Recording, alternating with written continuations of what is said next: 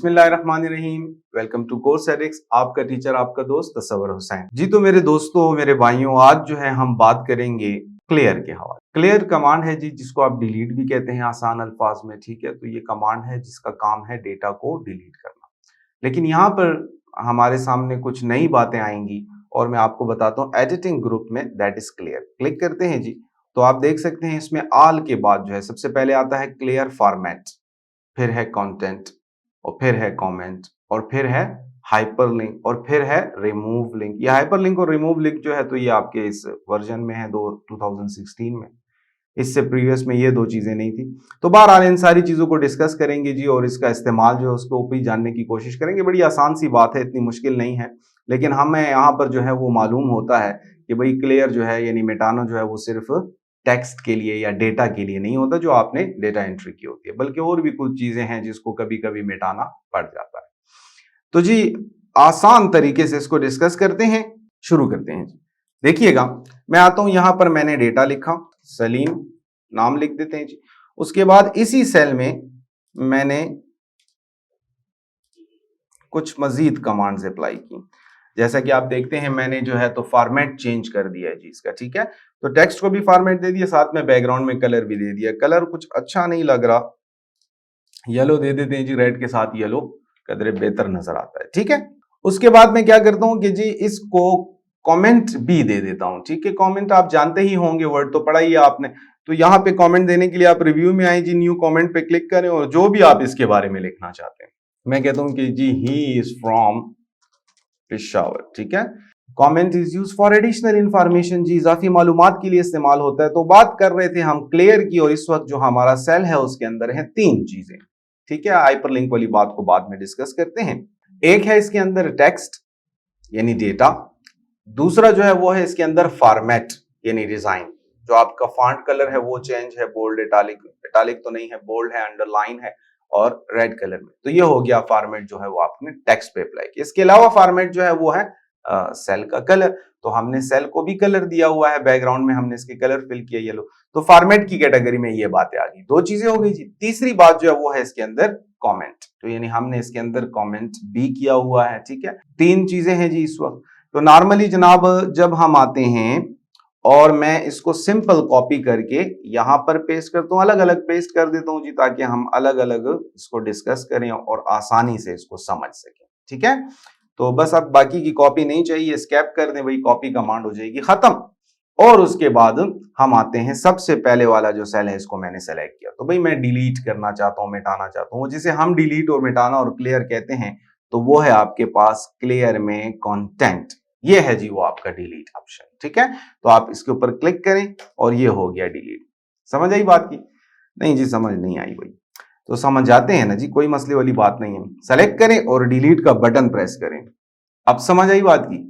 तो जब आप सिंपल डिलीट प्रेस करेंगे तो सिर्फ और सिर्फ जो आपने डेटा एंट्री की है ना सेल में, वो होगी भाई डिलीट, ठीक है। बाकी ना उसके साथ फॉर्मेट को कोई फर्क पड़ेगा और ना उसके साथ कमेंट को कोई फर्क पड़ेगा, ठीक है।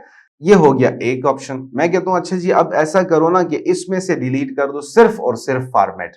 तो देखिए ये फैसिलिटी आपको माइक्रोसॉफ्ट एक्सेल इस क्लियर कमांड में दे रहा है कि you can clear only format. Click करें जी, तो अब आप देख सकते हैं कि जो कलर थे वो भी गए, बैकग्राउंड भी गया, बोल्ड भी गया और अंडरलाइन भी गया। तो डेटा भी रह गया और कमेंट भी रह गया।